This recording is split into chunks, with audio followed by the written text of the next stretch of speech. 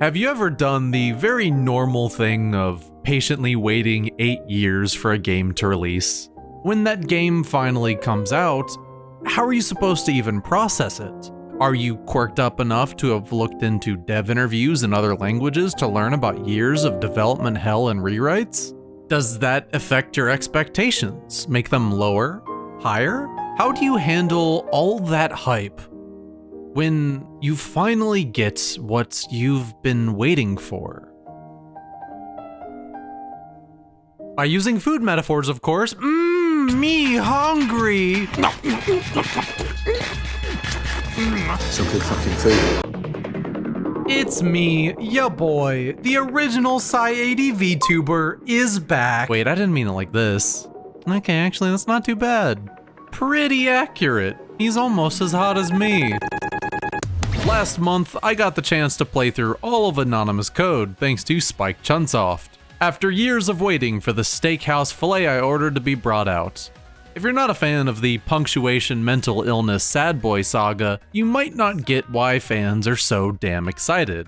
AC was pitched as a culmination title, a massive step forward for the franchise. This was supposed to be it, baby. All roads end here. We've got Fire Emblem Fates tech now. Limiters have been disengaged. Anonymous Code, in reality, is a fascinating game and ultimately an entertaining experience. If you've ever tried to play a title in this series and ended up getting bored by the slow pace, AC was made for you. It's a lightning-fast departure from a lot of series traditions. So much so that I felt a good amount of whiplash during my playthrough. Chicken Boy over here had so much raw ADHD power that he was able to bend the structure of a long-running and established franchise to his will. Now that's representation. I'm juggling like 10 different games right now. No one understands my dial tone brain like Polon does. Gotta focus, I'm shifting the mode. I've never seen a game bounce between hyperfixations with such effortlessness.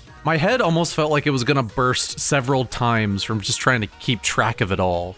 The way they were able to take a story that was so high concept, complex, and wide-spanning in its scope, and condense it so much without really losing much of the plot, is ultimately commendable, but not perfectly executed. So, how did Anonymous Code end up? Well, I'll ask you to join me once more. We'll probably find an answer along the way.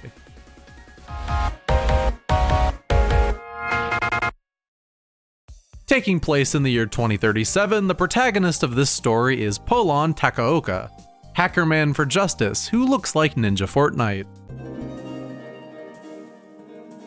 His IADV major flaw is that he's cringe.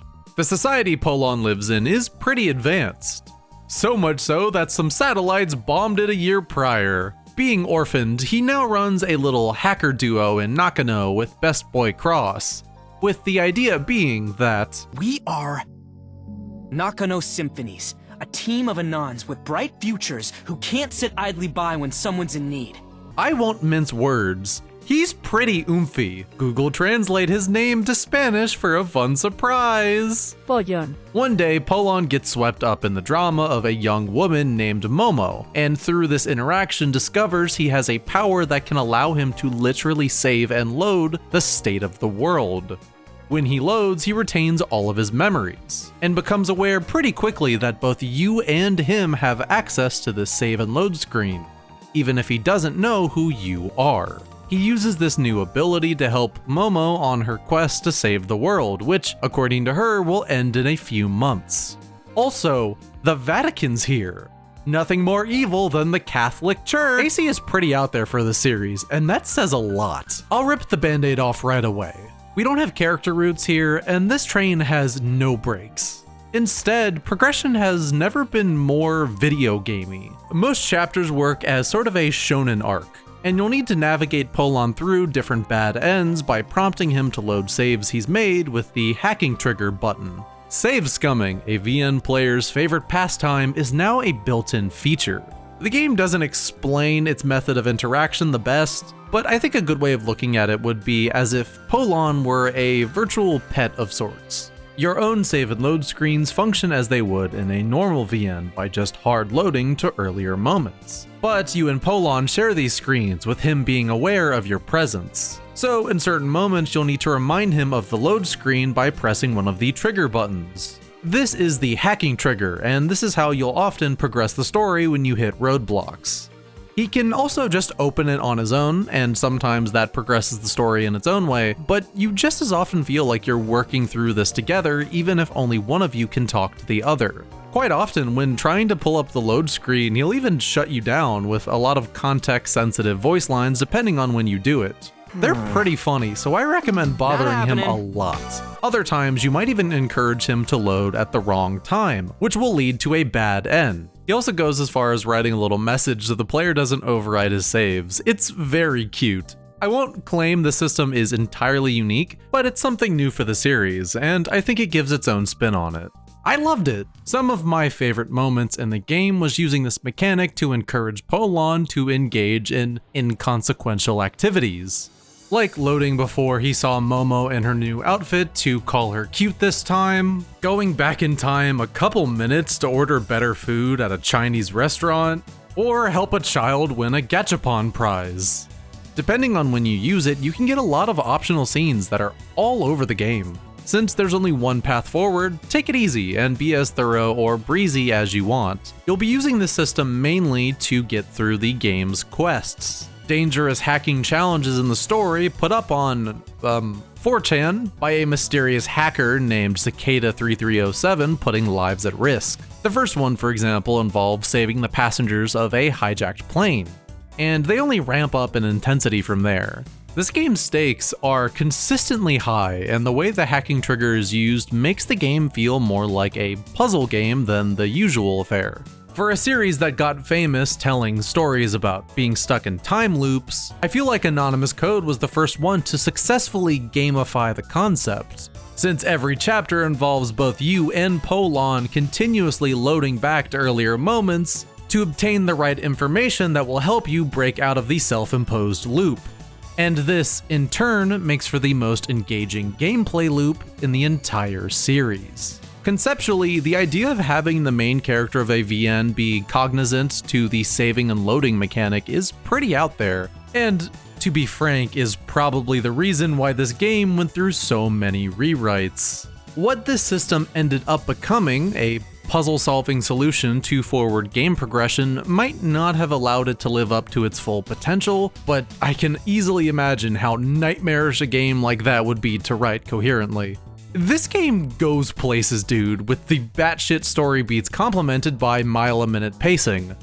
Anonymous Code uses the aesthetic of hacker culture to tell, ultimately, a shonen-like story, with just enough understanding of technology to back it up. That might sound like it has negative connotation, but nah. I've got enough shonen meathead in me where I was just able to sit back, let it ride, and have a fun time. Hold on, they're hacking into the blockchain banks. The Blurbo integers are being deco-pegged in real time, bro. We gotta pull off the Octo bypass shift on the crypto servers. I'm doing donuts on the encryption levels right now, but my god, they're hacking back! They're forcing me to download more RAM! And I would just sit in my little chair nodding like, yeah. I will say though, as fun as all this is, you do get a sense that the writers were a bit out of their element. For example, in this universe, 4chan is a place for cool hackers to come together to collaborate instead of, you know. The aesthetic of Anonymous Code is simply that, an aesthetic. AC doesn't lean into too many cyberpunk themes or ideals because it's mainly trying to be a fun blockbuster-style adventure game. Like, I could sit here and say how it's kinda weird that Hackerman Polon is friendly with cops, but the writers were clearly not trying to bother with that kind of social critique, so I'll spare them. But I will judge the scene. At the beginning, Polon goes to an AR cafe for a job. When turning the AR off, the punchline is that these women aren't exactly as they seem. Cue Polon and Cross being weirded out and a mention of them not being real women, and yeah, that's what we needed, a dash of LGBTQ+ panic in my Hackerman game. Very cyberpunk. This doesn't feel in character, but instead like cringe boomer overreach by a writer punching down vaguely. A blemish on a great game, and an odd one because it hits you once and then never really goes that low again. Anyway, compliment sandwich. This game is gorgeous, dude. The character designer this time around is Haruhisa Nakata, a mangaka known best for writing a series called Levius, which admittedly I've never read. That seems to be about cybernetic augmentation, so telling a future story with this kind of setting makes him a good fit for Anonymous Code. The character art is stunning, sharp, and just incredible to look at. If you'd allow me to exaggerate, it might be my new favorite in the series. Everyone looks realistic yet stylistic, and completely distinct from most VNs on the market. Cross, what is this fit? This looks comfy as hell. Not to be a VN background freak, which if you've been here a while, you know I am, but this is some pristine background art. Nakano is comfy as hell, and I kinda wish there was more time just hanging out at these locales instead of just running through them. Would I say they're the best in the series? I don't know about that. Chaos Child still looks really good in this regard, but Anonymous Code has a lot of varied backgrounds and all of them look great. And while we're just indulging me, let me go into some port talk. I played this game on Switch and PC, and both were solid experiences with no noticeable issues. But this is one of those weird Switch games that uses the same resolution for docked and undocked, in this case 720p, so it looks great while playing handheld and kinda on TV. But I'm a portable focused guy. So I did my first playthrough mostly on my OLED and then my second footage playthrough on the PC port. To circle back to exaggerations and bold statements, I have never in my entire life played a VN with this many unique art assets. Outside of something from maybe Type Moon, who has infinite money and thus doesn't count. One neat thing I appreciated is how much unique AR UI is drawn depending on the scene you're in that will likely show up once or twice in a chapter and then never again. Or the new manga panel cutscene style meant to show off some of the more ambitious scenes. You've got a decent amount of fun pre-rendered video segments like the plane chase used for only a single chapter, or the sequences on Polan's bike having variants for both day and night. Hell, some CGs even have mouth animations. In this way, the shorter length kinda works. Depending on how you look at it, it's actually kind of a smart idea to create scenarios where an art asset can only be used once and then never again. It kept every scene feeling fresh, which makes the game feel overall like it has a really high production value. Even if, again, I do think something might have been unintentionally lost by this, but we'll get to that later. The way UI in general is utilized is pretty cool, with your HUD being diegetic. All of it is presented as AR in universe, with voice lines even being rendered as speech to text. You know that typical VN thing when you can turn off the HUD to see the characters or the CG without text in the way? Again, now this is diegetic. Using this function is just Polan turning off his AR. There's a character with an AI girlfriend who Polan will no longer be able to see if you turn off the HUD. And Momo has an AR tattoo that will disappear in both CGs and in her normal sprite if you do this. Very few VN devs would put this much effort into attention to detail. I live for this kind of stuff. Wait, computer, enhance. Because Anonymous Code is so focused on delivering one solid, tight narrative, it also makes it a great candidate to receive the series' first dub.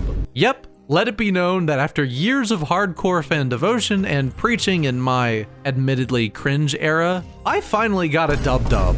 This dub isn't just good, it's excellent. No notes, they say fuck words. About you fuckers! That's my baby boy! Spike knows how to get both good talent and directors, so it's no surprise that they brought their A game to this. It also helps that the localized script is probably the best official one I've seen in the series.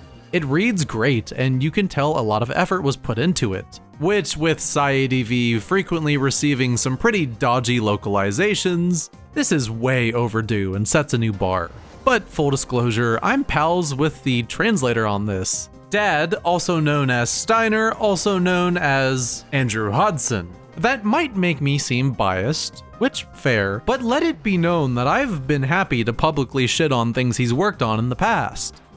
I know you're watching this, buddy. You still owe me a night of drinks and a very fancy dinner for making me read Our World Has Ended. You should be lucky you're getting away with just that. Also, while we're gassing people up, can I shout out Youngie Chang for his work as Cross? He's a Twitter mutual and seems like a really chill dude. Cross played to all of his strengths as an actor, and I really dug the work he put in here. Outside of him, the whole dub cast killed it, with Max Mittelman and Inaris Quinones as Polon and Momo, respectively. There are no weak links, and I think it's fair to say that regardless of if you pick dub or sub, you're in for a really good experience, which is always nice to see. So yeah, I think that's everything, right?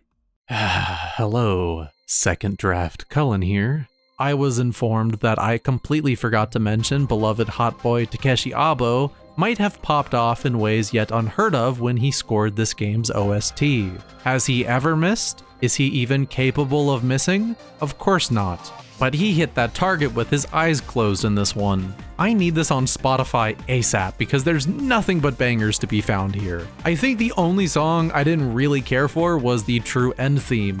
But 1 out of 60 is far from a bad ratio. Regardless, I deserve to be forced to spend a week in the shame corner for my crimes. Forgive me. So yeah, cringe aside, this game must be perfect based on how much I'm gassing it up. Oh, you're new here, aren't you? We're all going to die. While I think most of this game is my shit TM, I can't help but find that not everything lived up to my expectations. After thinking it over and discussing it with people who played the Japanese version, I think I know why that was. So allow me to speculate. AC seems to be the ideal game for two potential camps of people: longtime fans who live in this universe's lore, and newcomers just down for a fun time. It caters to those groups so much that it forgets that a third even exists. The Vibers. I'm a well-documented vibe guy, and I live for how these games handle atmosphere. Robotics Notes is my favorite game in the franchise for this reason, because it just gets it, dude. I'm admittedly not a lore head, so all of the implications and recontextualizations this game throws into the series' complicated lore just kind of went over my head on first pass. Make no mistake, they are undoubtedly cool, but I just kinda miss being able to hang with the homies. And not sure if it was experimenting with new storytelling styles or something being lost during all the rewrites, but I think this new fast pacing hurts Anonymous Code as much as it helps. There are a lot less slice of life scenes, and I miss them a lot. The cast here is a group of really fun people that all serve their roles in the plot well, but I wanted more time with them. The themes are interesting, but they're given very little room to breathe. So many fascinating dilemmas or possible societal commentary is mostly just left to implication. Oh no, not the infrastructure. The reveals in the endgame are plentiful and constant and overwhelming, so I can only imagine how AC would have thrived if there was just more game. It leaves parts feeling a bit rushed, which wasn't ideal for me. When crazy things are happening in the plot, I'm thankful that the pace is so fast. It keeps it exciting, and during those moments, I'm having the best time I have ever had playing one of these games. You don't want paragraphs of detail when shit hits the fan. You want things to flow and keep you in the moment. You want to feel in sync with Polon, and I get it. But when there's supposed to be downtime, it feels skimmed over. It's too interested in moving on to the next fun thing. There are time gaps between each of the main arcs that are just skipped by when they could have been fleshed out with more moments of the group researching current events, or maybe hanging out eating food. Because of this, the characters feel like they get less development than usual. I think this game could have been like 5 to 10 hours longer and would definitely have been my favorite game in the franchise. Despite being a success in so many ways, I was left wanting more. But I think stopping that line of thinking there would just not be fair. I wouldn't be left wanting more if the setting, ideas, and characters hadn't stuck with me.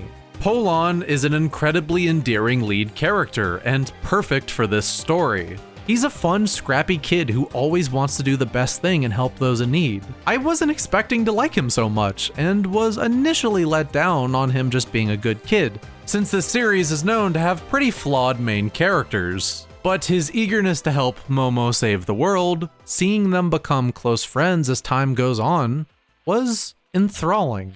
I love most of this game, even if I think it didn't fully live up to a lot of the rich potential created by its premise. It had 8 years of hype building up to it, which is a hard act to live up to given the realities of the modern game industry. When I look back at the last few years of this franchise, not counting re-releases, Anonymous Code is probably the best one they've put out since Chaos Child. It's compromised in ways, but I respect its shirking series tradition to do something new.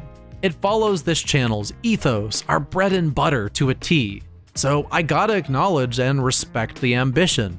I do wish I could talk in depth about the parts of the story that maybe didn't land as much for me, but I'm still processing it all, and it kinda goes outside of the scope for this kind of review. Anonymous Code wasn't the game I had hoped it to be, but it ended up becoming the kind of game I've started to love. Unapologetic for its flaws, and filled to the brim with soul. For all of its faults, Anonymous Code is a good step forward for the series. I'm not really the type of person to beg an audience to buy games anymore. Again, I apologize for my cringe era, but part of me does hope that if this sells well in the West, it might send some kind of message to mages that we deserve better localizations, dual audio, and cool games. Being aware that this game did take 8 years to make, the fact that we got something this good at all is kind of a miracle. I'd be remiss if I didn't make it clear that a lot of my complaints are simply personal. If this kind of stuff doesn't bother you, have fun with it, dude. Genuinely, there is a lot to like here. But I can't help but think the real winners here, outside of the big-brained loreheads that keep our society afloat, God bless your sacrifices because my ass is certainly not paying attention, are the people who didn't spend years attaching part of their personality to a game that didn't really exist. If you're just stumbling upon this game having never heard of it before, I wish I was you, because with no expectations in sight, you're in for a treat. But I'm also glad I'm not. Anonymous Code started to feel symbolic of my own experiences, of the fact that I'm no longer the person I used to be. This game has been in the back of my mind my entire adult life. It's almost as if we grew up together. The last 8 years have not been the easiest. So, as cheesy as it sounds, there's something reassuring in knowing that Anonymous Code and I both made it through the other side. Changed, but still intact.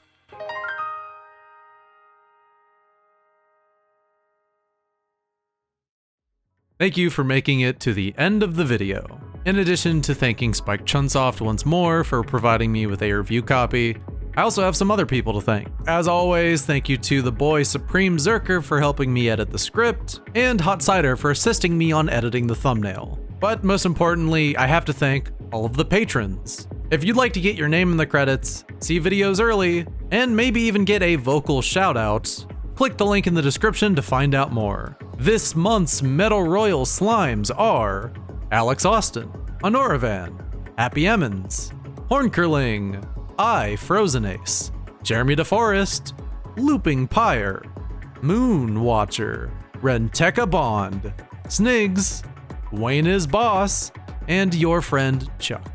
Once again, thank you for watching. This video was a long time coming, and I had a great time making it and playing the game. I hope you tune in next time and you have a wonderful rest of your day.